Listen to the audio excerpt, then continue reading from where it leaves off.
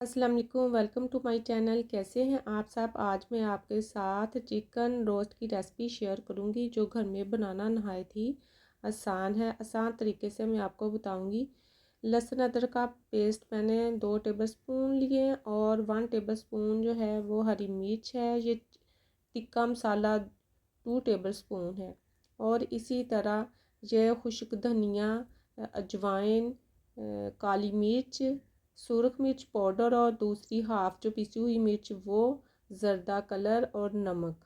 ये जो मसाले हैं जितना हमारा चिकन होगा ना उसी हिसाब से हमने डालने। अगर चिकन हमारा ज़्यादा होगा तो फिर हम ज़्यादा डालेंगे, अगर कम है तो कम डालेंगे। लेकिन इसमें नमक मिर्च जो है वो थोड़ा तीखा ही रखिएगा तो फिर ही इसकी मैरिनेशन जो है ना वो अच्छी होगी।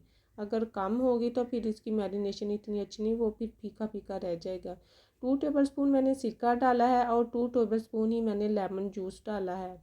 लेमन जूस और जो सिरका है ना इससे मैरिनेशन बहुत अच्छी होती है और ये चीज़ गलाने के काम भी आता है। अगर ये कम होगा तो फिर हमारा चिकन जो है वो गलेगा नहीं, अंदर से कच्चा रह जाएगा। और ये सोया सॉस जो है ये मैंने 1 टेबलस्पून डाला है। 2 कप मैंने दही लिया था, उसमें ये सारी चीज़ें जो है ये डाल के मसाले अच्छे से मिक्स कर लेने हैं, ताकि अच्छे से मिक्स होंगे तो फिर ही इसकी मैरिनेशन अच्छी होगी। अगर अच्छे से मिक्स नहीं होंगे तो फिर कहीं नमक मिर्च कम रह जाएगी, कहीं ज़्यादा। तो जितना अच्छा ये हमारा मसाला बनेगा उतनी ही अच्छी इसकी मैरिनेशन होगी। तो इसलिए इस मसाले को ध्यान से बनाना और इसकी क्वांटिटी का भी ख्याल रखना है। मुर्गी मैंने लेके ना उसको धो लिया था, धो के उसका पानी मैंने ड्राई कर लिया। छलनी में मैंने रखा हुआ था आधा पौना घंटा, तो इसका पानी जो है वो बिल्कुल ही निकल गया। ये कट मैंने लगाए, कट डीप लगवाए हैं। तो आप भी ऐसे जहाँ से मुर्गी लीजिएगा वहीं से कट इसके डीप लगवा लीजिएगा।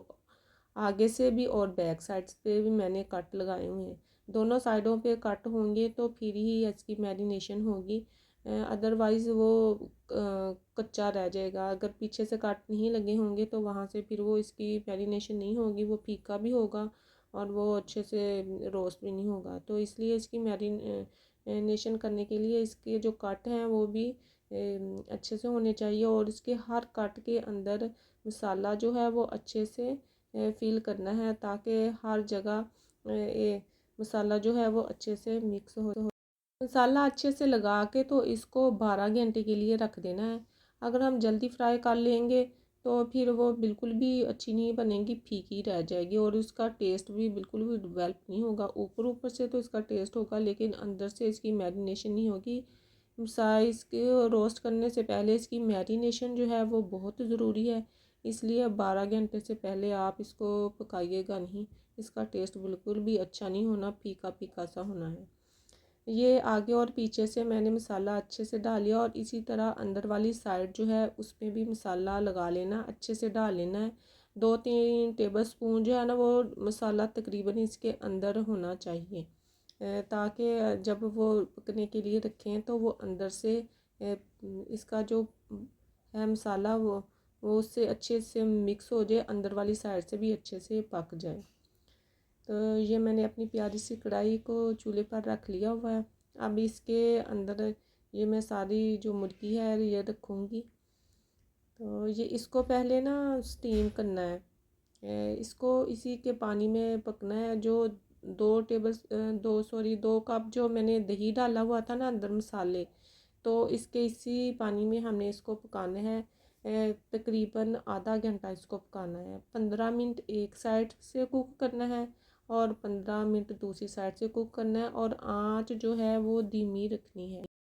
ये लेग जो है ये मैंने बांध लिए हुए ताकि खुल ना जाए और इसको पकड़ने में, उठाने में, पलटने में आसानी हो, तो इसलिए इसको मैंने बांध लिया और मसाला भी हो जाए। अगर ये ढक्कन है बिल्कुल ऊपर से ना बंद होना चाहिए, अगर नहीं है तो ऊपर कोई वेट रखिएगा ताकि ना हमारा जो ढक्कन है वो अच्छे से बंद हो जाए। तो मैंने भी वेट रखा हुआ था। तो ये देखें 15 मिनट हो गए हैं लेकिन अभी इसके अंदर पानी है और इसकी साइड में आहिस्ता आहिस्ता से दो लेके ना चम्मच इससे पलट लूँगी। पलट के फिर ये देखें یہ ایسے دیکھ لوں گی، اگر پانی ہوگا تو 15 منٹ ہو گئے ہیں، لیکن ابھی اس کے اندر پانی ہے، پانی میں ڈرائی کر لوں گی۔ تو کرنے کے بعد جب پانی بالکل ڈرائی ہو جائے تو اس کو باہر نکال لینا ہے اور اس کو ریسٹ دینا ہے۔ جب یہ بالکل ٹھنڈا ہو جائے تو پھر گھی کو اچھے سے ہیٹ اپ کرنا ہے۔ جب مکمل ہیٹ میں آ جائے تو پھر اس کے اندر مرغی رکھنی ہے۔ یہ لو میں نہیں کرنا، یہ ہائی میں کرنا ہے۔ تو یہ دیکھیں، یہ میں نے ہائی پہ کر کے تو پھر میں نے اس کو روسٹ کیا ہے، پہلے لو پھر بعد میں جب یہ ایک سائڈ ہو جائے تو پھر آہستہ آہستہ پکا لینا ہے۔ یہ دیکھیں ماشاءاللہ کتنا پیارا ہوا ہے۔ ابھی میں آپ کو چیک کرواتی ہوں، یہ بالکل گلا ہوا، یہ دیکھیں آسانی سے کٹ ہو گیا ہے، کچھ اسٹیم میں ہو گیا اور کچھ فرائی میں ہو گیا ہے۔ میری ویڈیو کو آپ نے ضرور ٹرائی کرنا ہے، مجھے کمنٹس کرنا ہے اور میرے چینل کو آپ نے سبسکرائب کرنا ہے، اور مجھے بتانا ہے کہ میری ویڈیو آپ کو کیسی لگی، اور ضرور ٹرائی کیجئے گا اور مجھے اپنی دعاؤں میں یاد رکھیے گا۔ یہ دیکھیں ماشاءاللہ اس کی لک بھی کتنی اچھی ہے، اس کا کلر زردہ کلر ڈالنے سے اس کا اچھا ہو گیا۔ اوکے، اللہ حافظ۔